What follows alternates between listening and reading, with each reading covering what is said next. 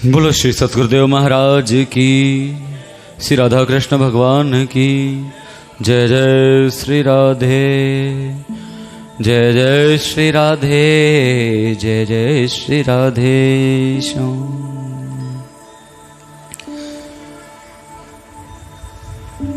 गुरुर्ब्रह्मा गुरुर्विष्णु गुरुर्देवो महेश्वरः, गुरु साक्षात परम ब्रह्म तस्मै श्री गुरुवे नमः। इसका अर्थ है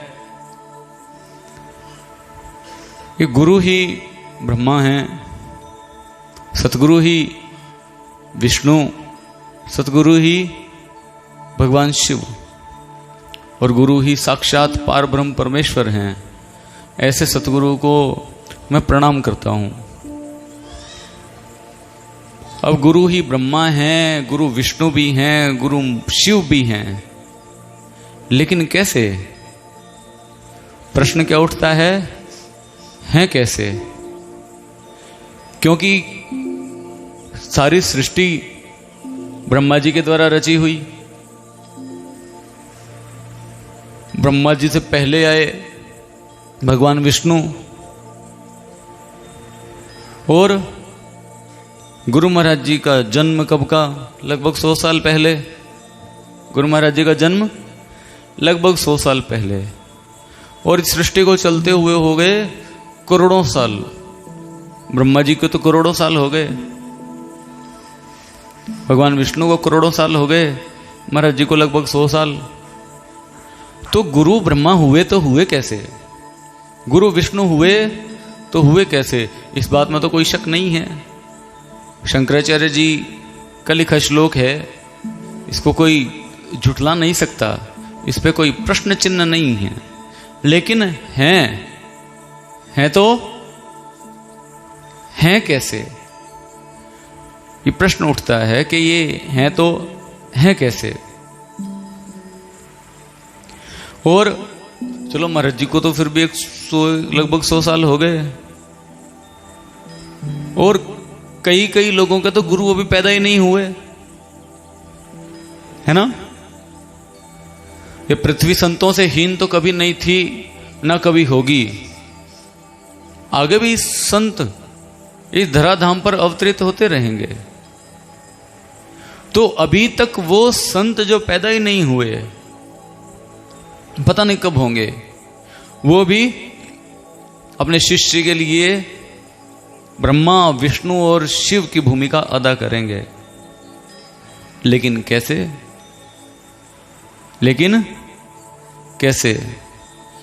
देखो, ब्रह्मा जी का काम क्या है? सृष्टि उत्पन्न करने का। ब्रह्मा जी का काम क्या है? सृष्टि उत्पन्न करने का। भगवान विष्णु का कार्य क्या है? उस सृष्टि का पालन करना। और भगवान शिव उस सृष्टि का उसके कारण तत्वों में विलय कर देते हैं प्रलय के द्वारा। तो भगवान शिव प्रलय करते हैं, है ना? उस प्रलय में होता क्या है? पृथ्वी जल में समा जाती है, जल अग्नि में, अग्नि वायु में, वायु आकाश में, आकाश अपने कारण में। अंत में जितना कुछ परमात्मा से बना वो सब का सब परमात्मा से एक हो जाता है, और एक भगवान अकेले रह जाते हैं, दूसरा कुछ शेष नहीं रहता। दूसरा कुछ शेष नहीं रहता, एक भगवान रहते हैं बस। और उन्हीं परमात्मा से सृष्टि उत्पन्न हुई। तो ब्रह्मा विष्णु महेश, इनका कार्य क्या है? सृष्टि उत्पन्न करना भगवान की आज्ञा के द्वारा। भगवान की आज्ञा में स्थित रहकर सृष्टि का पालन पोषण करना, और अंत में इसका विलय कर देना भगवान शिव का कार्य हो गया, है ना?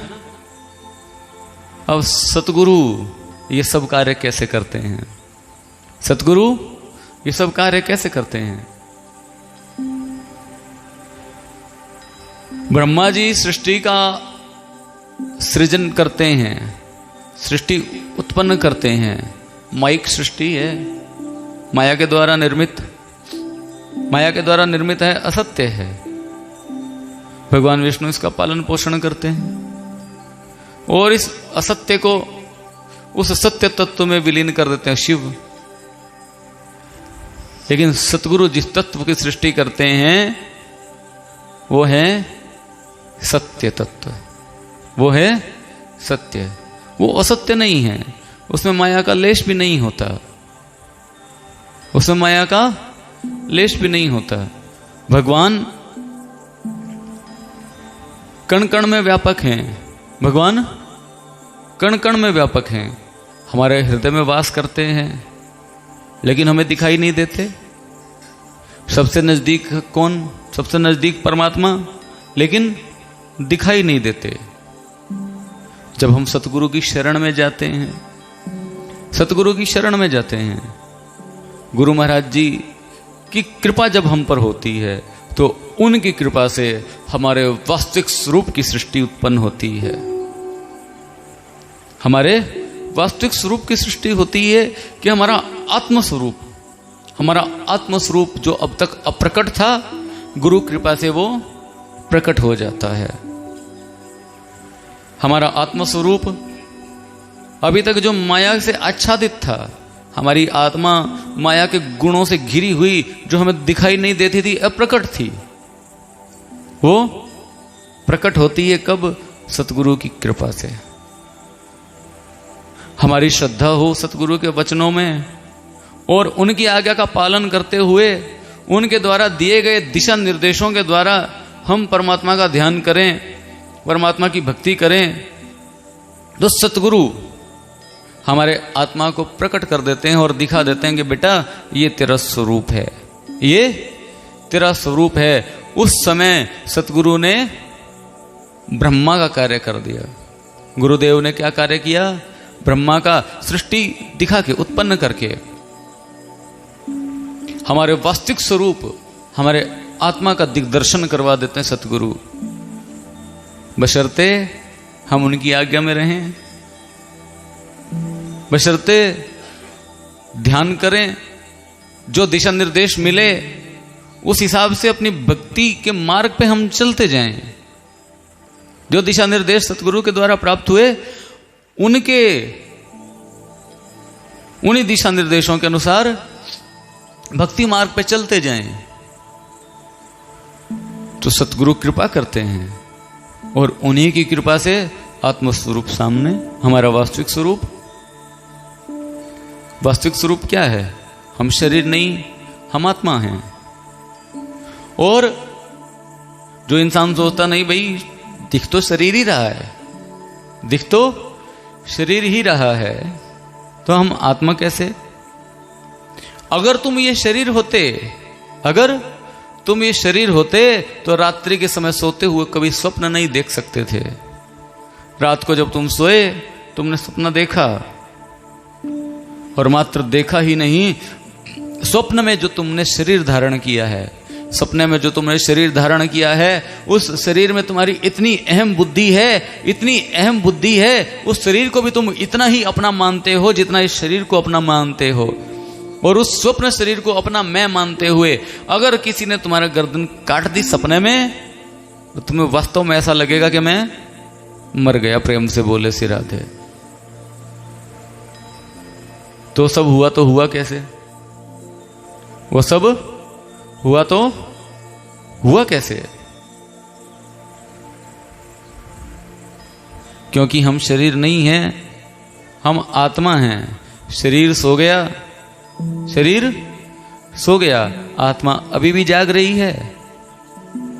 और मन जहां जहां भाग रहा है, रात्रि के समय भी सपने देखते हुए मन जहां जहां भाग रहा है, आत्मा उसका भी दृष्टा है, उसको भी, उस पर भी नजर रखती है, उसे भी देखती है। दिन में जो भी हम कर्म करते हैं, हमारा आत्मा दृष्टा के रूप में सदा विद्यमान है और हमारे सब कर्मों का साक्षी है।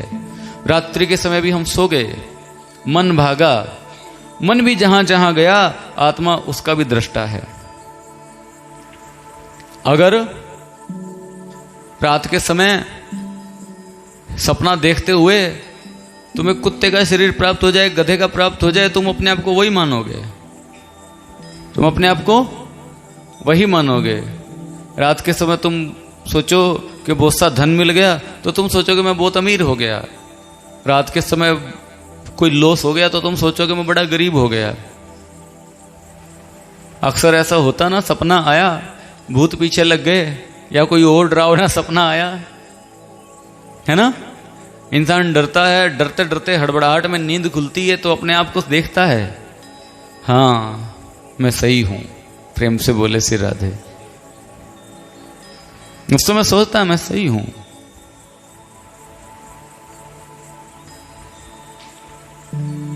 अगर ये शरीर होता तो सपना नहीं आता। और सतगुरु हमारे आत्मस्वरूप की सृष्टि करते हैं, उसको अप्रकट से प्रकट कर देते हैं। अप्रकट क्यों है? माया के कारण। अप्रकट क्यों है? माया के कारण। माया का प्रभाव ऐसा है कि हम अपने आत्मस्वरूप को देख नहीं पाते। भगवान कहते हैं कि इस संसार में मेरे अलावा दूसरा कुछ भी नहीं है, लेकिन वो सब दिखता है। जो कुछ है नहीं वो दिखता है। और मैं हूं लेकिन मैं नहीं दिखता। मैं होते हुए भी नहीं दिखता और बाकी सब कुछ ना होते हुए भी दिखता है। इसमें सिर्फ और सिर्फ मेरी माया कारण है, उसके अलावा कुछ भी नहीं। तो माया की पट्टी हमारी आंखों पर बंधी है तो हमें वही दिखाई देता है जो माया दिखाती है। काला चश्मा डाल लो तो सब कुछ काला काला दिखेगा, दिखता है। लाल डाल लो तो सब कुछ लाल लाल दिखेगा। ऐसी माया का चश्मा हमारी आंखों पर पड़ा है तो हमें वही सब दिखता है जो माया दिखाती है, जो माया दिखाती है। इन सतगुरु की कृपा से आत्मस्वरूप का दिग्दर्शन होता है। और दर्शन तो हो गया, अब दर्शन करने मात्र से हमारी भक्ति अभी पूर्ण नहीं हुई। रास्ता अभी बहुत लंबा पड़ा है, रास्ता बहुत लंबा है। मनुष्य भगवान का दर्शन कर ले, फिर सोचे जो पाना था पा लिया, जो कुछ पाना था वो पा लिया, अब आगे चल के क्या करूंगा। भगवान के दर्शन के साथ ही अनेकों सिद्धियां प्रकट हो जाती हैं। भगवान के दर्शन के साथ ही अनेकों सिद्धियां प्रकट हो जाती हैं और उन सिद्धियों में फंसकर मनुष्य लापरवाह हो जाता है। जैसे तुम कहीं पर जाना चाहते हो, तुम कहीं पर जाना चाहते हो, बड़ा लंबा रास्ता है। चलते चलते जब घर से चले तो फुर्ती से चले, और जब मंजिल सामने दिखाई देने लगी, मंजिल जब सामने दिखाई देने लगी तो लापरवाह हो जाएंगे कि भाई अब तो पहुंच ही गए, अब तो बेशक थोड़ा आराम आराम से भी चलने, कोई दिक्कत वाली बात नहीं। ऐसा ही होता है। तो सतगुरु अपने शिष्य को समझाते हैं, बेटा अभी तूने कुछ नहीं पाया है, बहुत लंबा रास्ता पड़ा है अभी, चल।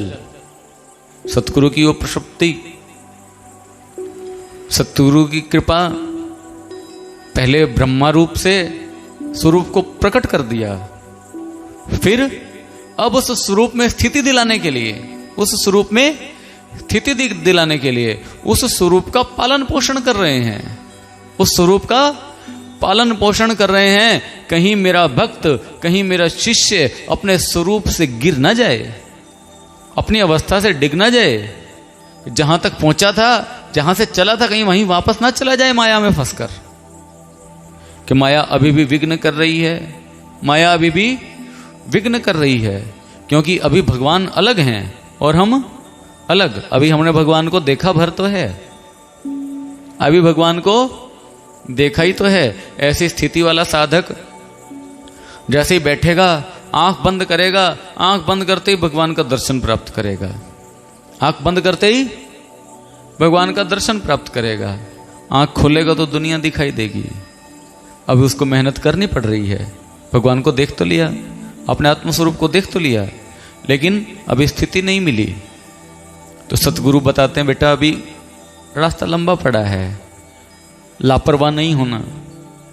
तो सतगुरु हमारी लापरवाही को टालकर, शिष्य गलत रास्ते पर चलना चाहे तो उसे रोक कर उसे सही रास्ते पर चलाते हैं, उसे बताते हैं कि अभी रास्ता लंबा है और चलता जा। और उस रास्ते में माया फिर से विघ्न करती है। माया विघ्न करती है, चाहे जितने भी विघ्न करे माया, उस समय जितने भी विघ्न करे, माया के विघ्न क्या हैं? उस समय माया के विघ्न क्या है? उस समय लापरवाही है, उस समय सिर्फ लापरवाही है कि चलो फिर कर लेंगे, अब तो पहुंच ही गए, अब तो पा ही लिया। और दूसरी चीजें, अब सिद्धियां मिल गई हैं, चलो थोड़ा संसार में इस्तेमाल कर लें। प्रेम से बोले श्री राधे। तो सतगुरु शिष्य को सावधान करते हुए फिर आगे चलाते हैं। अब सतगुरु स्वरूप का पालन पोषण करने लगे कि जो स्वरूप प्रकट हो गया, जो स्वरूप प्रकट हो गया, जो सृष्टि मेरे शिष्य के आंखों के सामने है, जो वास्तविक सृष्टि है जिसका कभी विनाश नहीं होता, ब्रह्मा जी की द्वारा की गई सृष्टि विनाशवान है, विनाशशील है, हर समय विनाश की तरफ बढ़ रही है। लेकिन सतगुरु ने जिस स्वरूप की सृष्टि की है उसका कभी विनाश नहीं होता। वो सत्य है, सनातन है, पुरातन है, आदि है, अनंत है, अनादि है और अनंत है। और सारे संसार का आदि वही है, उसका कोई आदि नहीं, उसकी कोई शुरुआत नहीं, स्वयं अनादि है और बाकी सब चीजों का आदि स्वरूप, आदि वही है, शुरुआत वहीं से है। उसके बाद सतगुरु पालन पोषण करने लगे। गुरुदेव ने भूमिका निभाई वहां पर किसकी? भगवान विष्णु की। अब भगवान विष्णु भी जिस सृष्टि का पालन पोषण करते हैं ये भी विनाशशील, विनाशवान, लेकिन सतगुरु जिस स्वरूप का, जिस प्रकट सृष्टि का पालन पोषण कर रहे हैं वो अविनाशी है, वो अविनाशी है। सतगुरु के द्वारा, सतगुरु की कृपा से जो वस्तु हम प्राप्त करते हैं वो अविनाशी है। सतगुरु की कृपा से जो प्राप्त किया वो अविनाशी है, निष्काम भाव से जो हमने प्राप्त किया। अन्यथा कई लोग तो कहते हैं महाराज जी मेरा ये काम बन जाए, मेरा वो काम बन जाए, वो चीजें तो विनाशशील हैं। सांसारिक वस्तुएं मांगो, विनाशवान है। लेकिन जब भक्त की श्रद्धा पूरी हो तो सतगुरु उसके स्वरूप को उत्पन्न कर दें, वो अविनाशी है, इसका कभी विनाश नहीं होता। सतगुरु अब कृपा कर रहे हैं अपने भक्त के ऊपर भगवान विष्णु की तरह, भगवान विष्णु की तरह। और ये सब ये हो कैसे रहा है? मान के चलो एक नमक की डली या नमक का बड़ा पत्थर अपने घर से चला ये सोचकर कि समुद्र की गहराई नापूं, समुद्र की गहराई नाप लूं। समुद्र की गहराई नापने के लिए वो चला, घर से निकला और समुद्र के पास जाकर देखा तो बहुत बड़ा है, अनंत है।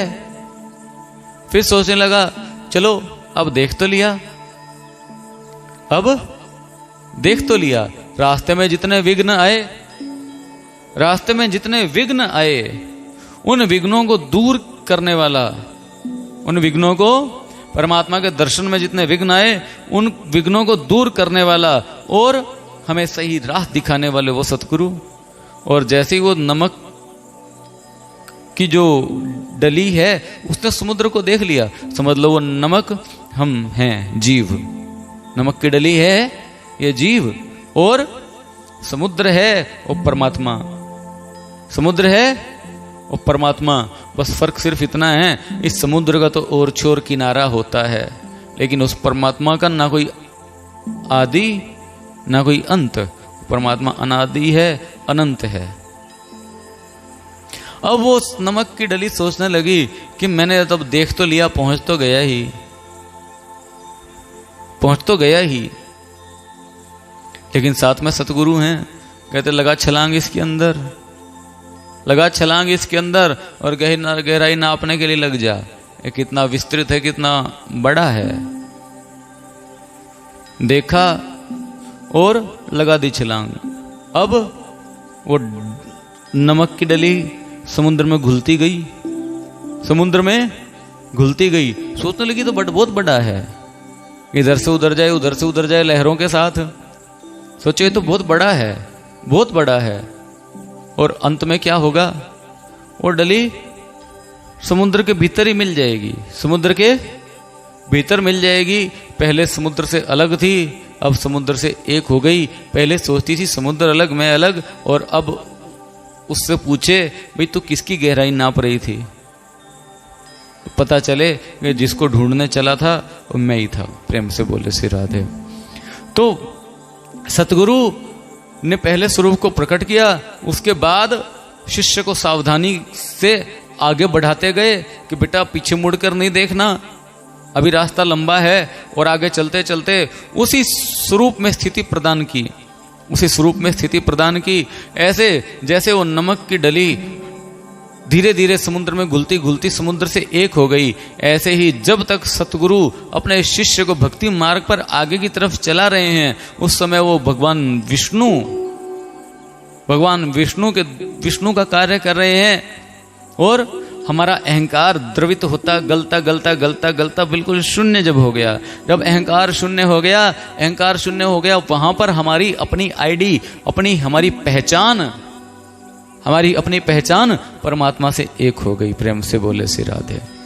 जैसे वो नमक की डली समुद्र से एक हो गई, पहले कहती थी समुद्र बड़ा है, समुद्र ये है, समुद्र वो है, अब क्या कहती है? समुद्र मैं स्वयं हूं। अब कहती है समुद्र मैं स्वयं हूं। और उस समय जब सतगुरु परमात्मा से हमें एक कर दें, परमात्मा में विलय प्रदान कर दें, परमात्मा से एक करें, परमात्मा में विलय प्राप्ति हो जाए, जब जीव जानता है कि जिसको ढूंढने में चला था वो तो मैं खुद ही था, जिसको ढूंढने चला था वो मैं खुद ही था, उस समय सतगुरु ने भगवान शिव का कार्य कर दिया। उस समय क्या किया? शिव का कार्य। जैसे शिव विलय कर देते हैं सृष्टि का, ऐसे ही उस स्वरूप का, उस आत्मा का परमात्मा में ही विलय हो गया। आत्मा का परमात्मा में विलय। अब आत्मा परमात्मा में तनिक सा भी भेद नहीं रहा, आत्मा परमात्मा में तनिक सा भी भेद नहीं रहा।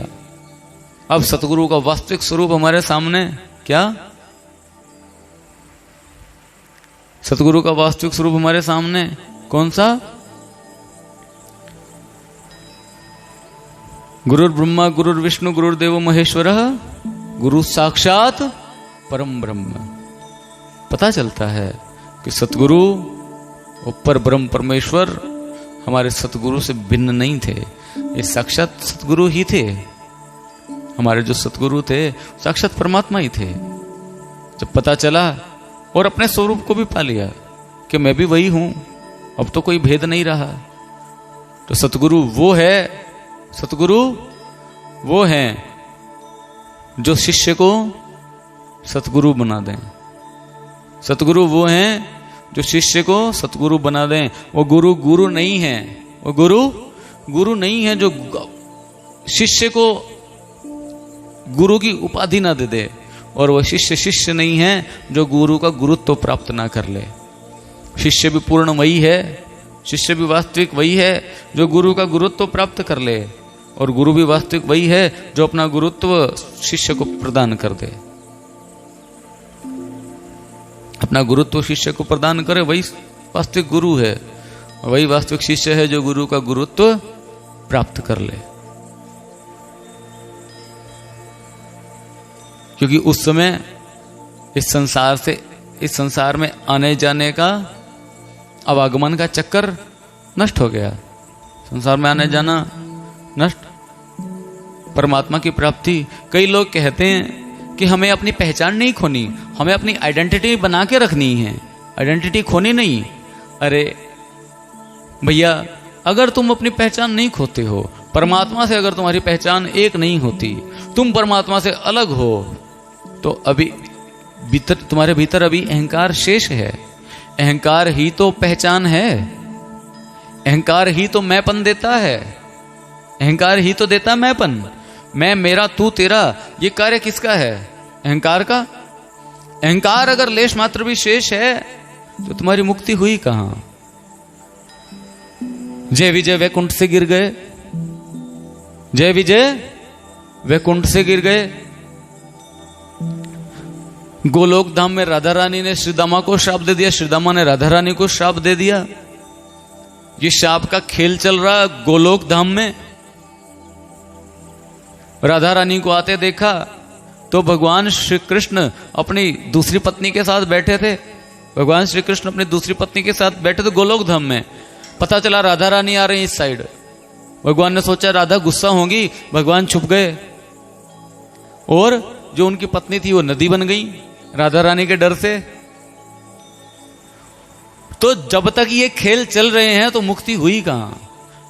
अभी तो उस गोलोक में जाने के लोग कहते हैं हम उस गोलोक में जाएंगे जहां भगवान श्री कृष्ण रहते हैं, राधा रानी के साथ वास करते हैं। भैया तुम उस गोलोक में जाके करोगे क्या, निकालोगे क्या? जहां कन्हैया खुद राधा रानी से डरते फिरते हैं, प्रेम से बोले से राधे। राधा रानी से डर क्यों है? राधा रानी डांटेंगी। क्यों डांटेंगी राधा रानी? इसका मतलब वहां पर अहम भाव है। इसका मतलब अहम भाव है। इस पृथ्वीलोक पर आकर राधा रानी ने भगवान श्री कृष्ण से कभी नहीं कहा कि कन्हैया 16,108 विवाह कर लिए, मुझसे विवाह क्यों नहीं किया? वैसे तो राधा रानी का विवाह हुआ भगवान के साथ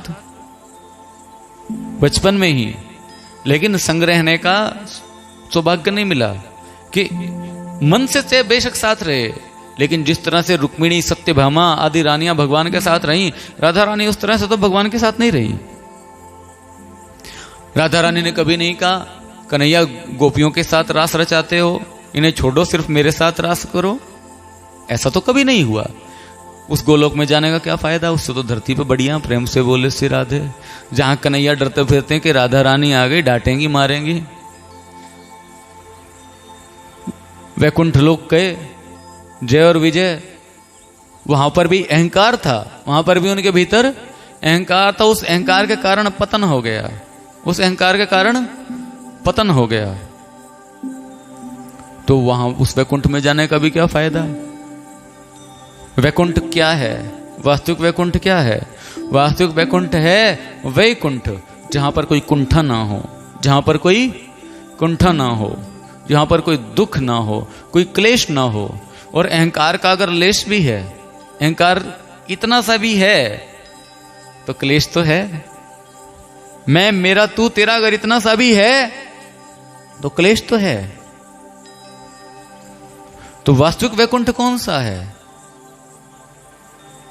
हमारे शास्त्रों में गोलोक धाम का वर्णन आता है, वैकुंठ का वर्णन आता है कि उस धाम में जाने के बाद कोई वापस नहीं आता। कुंठ में गया, मुक्ति हो गई, वो वापस नहीं आता। लेकिन जय और विजय आ गए, जय और विजय आ गए शाप के कारण। ऐसा नहीं कि वो अवतार लेके आए। लोग कहते हैं भगवान की इच्छा थी इसलिए आ गए। चाहे कैसे भी आए, चाहे कैसे भी आए, लेकिन वो आए। तो इसका मतलब ये वो वाला वैकुंठ नहीं है जहां पर जाकर कोई वापस नहीं आता। वास्तविक वैकुंठ कौन सा है? वास्तविक वैकुंठ कौन सा है? अपने स्वरूप की प्राप्ति हो जाए, अपने आत्मा स्वरूप की प्राप्ति हो जाए और आत्मा परमात्मा से एक हो जाए, वो वास्तविक वैकुंठ है। उसके बाद जीव कभी संसार में लौटता नहीं है। उसके बाद जीव कभी भी संसार में लौटता नहीं है। और लोगों ने तो कुछ कहानियां बना दी, कन्हैया डरते फिरे, ये वो ऐसे वैसे। इनकी सत्यता कितनी है कितनी नहीं है ये तो भगवान ही जाने, ये तो भगवान ही जाने। लेकिन अगर ये सत्य है, ये सत्य है कि कोई ऐसा धाम जहां पर राधा रानी के मन में ईर्ष्या है, जहां पर राधा रानी के मन में द्वेष है, तो उस धाम में जाके हमारे मन में ईर्ष्या और द्वेष नहीं आएगा? कोई गारंटी नहीं, कोई गारंटी नहीं है ना। वहां पर भी श्राप का खेल खेला गया। राधा रानी ने उनको श्राप दे दिया, ग्वाल वालों को, ग्वाल वालों ने राधा रानी को श्राप दे दिया। श्राप का फल ये हुआ कि सब के सब धरती पर आए, ग्वाल बाल भी, राधा रानी, गोपियां भी। चाहे भगवान की लीला में सहयोगी बने, लेकिन आए तो। और भगवान के विरह का दुख भी उठाया इस संसार में आकर। संसार में आए तो भगवान के विरह का दुख भी उठाया। तो ये भी वो वाला लोक नहीं है जहां पर जाकर भक्त वापिस नहीं आता। यहां से भी वापसी है। इसका मतलब असली वैकुंठ कौन सा है? असली वैकुंठ है जब तुम भगवान से एक हो जाओ, कोई भेद ही ना रहे, कोई भेद ही ना रहे। उसके बाद अगर भगवान आएंगे अवतार लेके, वो तुम उनसे एक हो, तुम्हारी अपनी पहचान है ही नहीं। अपनी पहचान तुम्हारी भगवान से एक हो गई, अपनी पहचान भगवान से एक हो गई।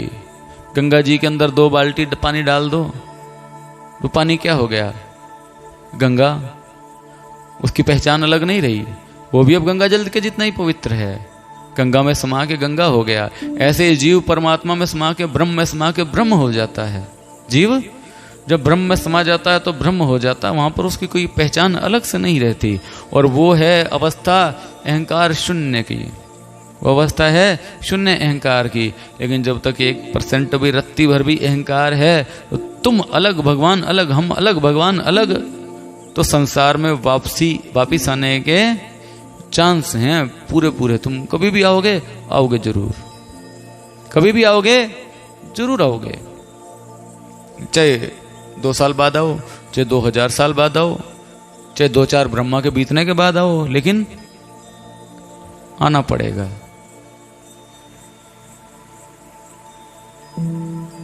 तो सतगुरु जो मुक्ति देते हैं, सतगुरु जो मुक्ति देते हैं, पहले अपने स्वरूप में स्थित, पहले अपने स्वरूप का दर्शन, फिर उस स्वरूप में स्थिति, फिर उसी स्वरूप में विलय प्रदान कर देते हैं।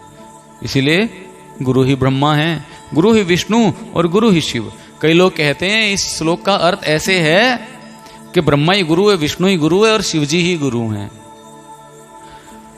और ऐसी बात बोलने वाले खुद लाखों लोगों के गुरु बने बैठे हैं। प्रेम से बोले श्री राधे।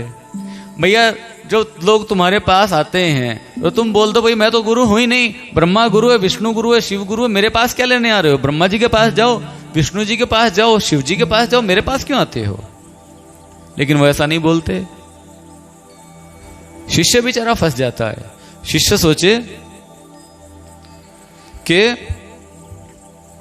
कभी गुरु जी कहते कि मैं गुरु, कभी कहते ब्रह्मा गुरु, मैं कहां मरूं? अब मैं कहां मरूं? और जिस दिन गुरु पूर्णिमा होगी उस दिन सारे शिष्यों को दूर दूर से बुलाया जाएगा। हाँ जी गुरु पूर्णिमा है, आज आके मेरी पूजा कर लो। उस दिन यूं क्यों नहीं कहते कि मेरी पूजा की आवश्यकता नहीं, ब्रह्मा विष्णु और शिव की पूजा कर लेना। गुरु पूर्णिमा वाले दिन भगवान शंकर पे 2 लोटा पानी चढ़ा देना, जितनी दक्षिणा रखनी है उसी के ऊपर रख देना। उस दिन ऐसा क्यों नहीं कहते? तब तो कहते हैं मेरी पूजा करो, जितनी दक्षिणा देनी है मुझे दो। क्यों? खेल बना रखा है तुमने। खेल नहीं है गुरु शिष्य संबंध, गुरु शिष्य संबंध खेल नहीं है। गुरु शिष्य संबंध पवित्र रिश्ता है, पवित्र रिश्ता है जहां शिष्य सतगुरु की कृपा से भगवत प्राप्ति करते हैं और गुरु निस्वार्थ, बिना किसी स्वार्थ के अपने शिष्य को भगवान की समता प्रदान करते हैं। इस संबंध में इतना सा भी स्वार्थ नहीं है गुरु के हृदय में, और इतनी सी भी कामना नहीं है शिष्य के हृदय में। सांसारिक कामना नहीं है। एक ही कामना भगवान को पाने की तो है, लेकिन संसार पाने की कोई कामना नहीं है। वहां गुरु शिष्य संबंध स्थापित है। उसके अलावा शिष्य के मन में अगर संसार की कोई कामना है तो भगवत प्राप्ति नहीं है। गुरु के मन में अगर थोड़ा सा भी स्वार्थ है, गुरु के मन में थोड़ा सा भी स्वार्थ है तो भी भगवत प्राप्ति नहीं है। तो गुरु निस्वार्थ हो और शिष्य निष्काम, तब जाकर भगवान की प्राप्ति करता है शिष्य। और गुरु में हल्का सा भी स्वार्थ हुआ तो खुद ही पूरा नहीं है, वो तो खुद ही पूरा नहीं है, तो दूसरे को पूरा कैसे करेगा? जो खुद जेल में है तो दूसरे को जेल से कैसे निकालेगा? जो खुद बंधन में है तो दूसरे को बंधन से कैसे निकाले? अब जो लोग ऐसी बात बोलते हैं कि ब्रह्मा ही गुरु है, वही लोग कहते हैं कि गुरु को तो शिष्य को बस एक बार नाम दे दे और भगवान और उस भक्त के बीच में से गुरु को हट जाना चाहिए। भगवान और भक्त के बीच में से गुरु हट जाए। वो लोग क्यों बोलते हैं ऐसा? क्योंकि उनको गुरु ही ऐसे मिले जो गुरु पूर्ण नहीं थे। उनको गुरु ही ऐसे मिले जो उनको भगवान तक पहुंचाने में सक्षम नहीं थे। लेकिन हम सौभाग्यशाली हैं, हमको सतगुरु ऐसे मिले जो उंगली पकड़ कर लेके चलते हैं, जो उंगली पकड़ कर लेके चलते हैं भगवान तक पहुंचाने के बाद, ले बेटा पहुंच गया अपने मंजिल पे। और उस समय शिष्य देखता है कि गुरु महाराज जी, जो आपका स्वरूप है वो मेरा स्वरूप है, वही परमात्मा का स्वरूप है। तो ऐसा सतगुरु जिसे प्राप्त हो जाए वो कभी ऐसा नहीं कह सकता कि गुरु की आवश्यकता सिर्फ और सिर्फ नाम देने तक है। अगर गुरु की आवश्यकता सिर्फ और सिर्फ नाम देने तक है तो मैं उन लोगों से एक बार पूछना चाहूंगा कि भैया गुरु पूर्णिमा पर तुम अपने शिष्यों से अपनी पूजा क्यों करवाते हो? बोल दो, बस नाम दे दिया, बात खत्म। तू जा अब किसी भगवान का नाम जप, मेरी पूजा क्यों करता है? उस समय क्यों कहते हो हाँ भाई गुरु को दक्षिणा दो? उस समय ऐसा क्यों है? उस समय भी ये होना चाहिए कि भैया दक्षिणा मुझे मत दो, जाओ मंदिर में चढ़ा दो। लेकिन स्वार्थ है। लेकिन क्या है? स्वार्थ है, ज्ञान पूरा नहीं है, अपना स्वार्थ सिद्ध हो जाए, मेरे घर परिवार का खर्चा बढ़िया से चलता रहे। जिसके हृदय में यही बात है वो ही लोग गुरु गद्दी पर बैठकर, लोगों के गुरु बनकर, लोगों के गुरु कहलाकर उनको गलत राह दिखाते हैं, उनको गलत राह दिखाते हैं।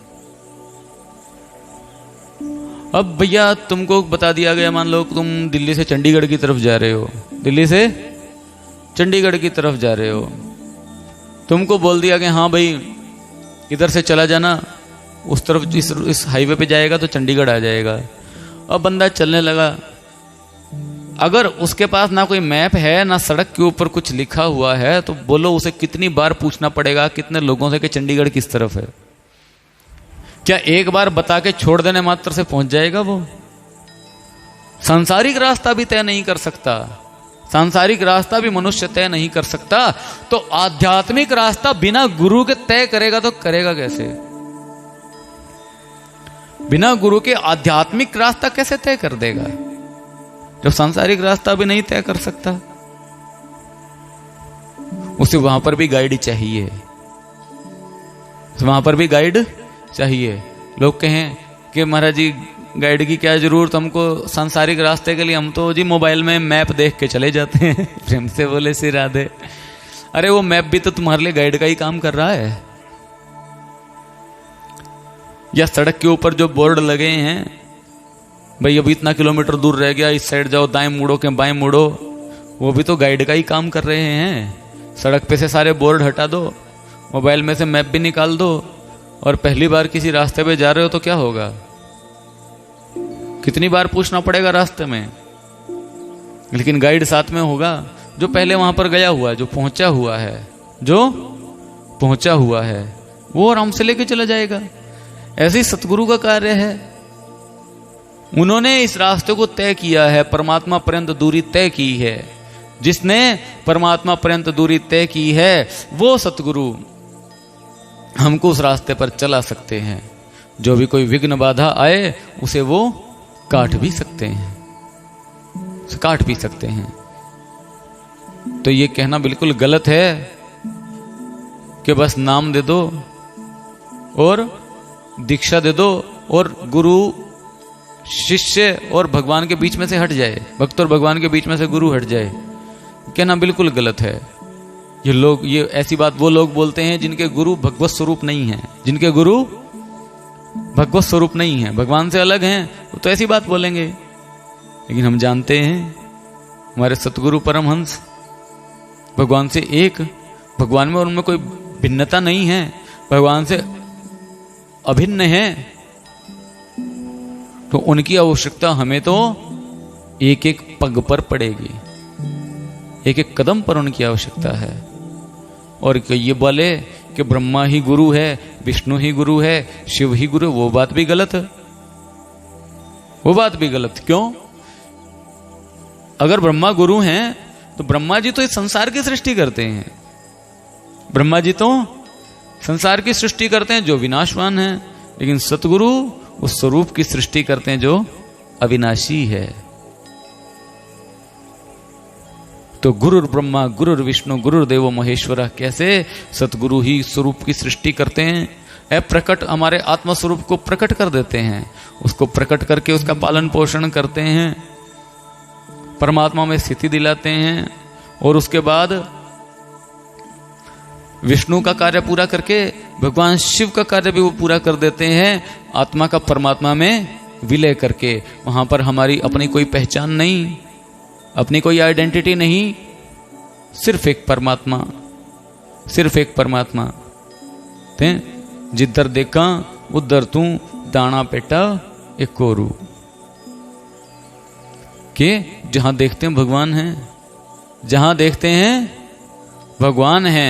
और चाहे धागा है चाहे कपड़ा है सबका सब एक ही, कपास से बना हुआ, किस चीज से बना हुआ, चाहे वो सूती कपड़ा है, बोलो कि भाई धागा अलग है, कपास अलग है, कपड़ा अलग है, क्या अलग है उसमें? एक ही चीज है, सबकी सब एक ही चीज है। उस परमात्मा के अलावा वहां पर कोई सत्ता दिखाई नहीं देती, वहां पर उस परमात्मा के अलावा कोई सत्ता नहीं दिखाई देती। इसीलिए गुरु महाराज जी ने लिखा अपने गुरु महाराज जी के प्रति, हमारे महाराज जी ने क्या लिखा परम गुरु के प्रति? मैं तुझ अंदर तू मुझ अंदर, एक ज्योत है दोई। सतगुरु आप मेरे भीतर वास करते हो, मैं आपके भीतर वास करता हूं, और हम दोनों एक ही स्वरूप हैं। लेकिन वो कब? जब गुरु का गुरुत्व प्राप्त कर लिया। जब गुरु का गुरुत्व प्राप्त कर लिया तो कोई भेद नहीं रह गया। बोलो श्री सतगुरुदेव महाराज की, श्री राधा कृष्ण भगवान की जय। जय श्री राधे, जय जय श्री राधे, जय जय श्री राधे श्याम।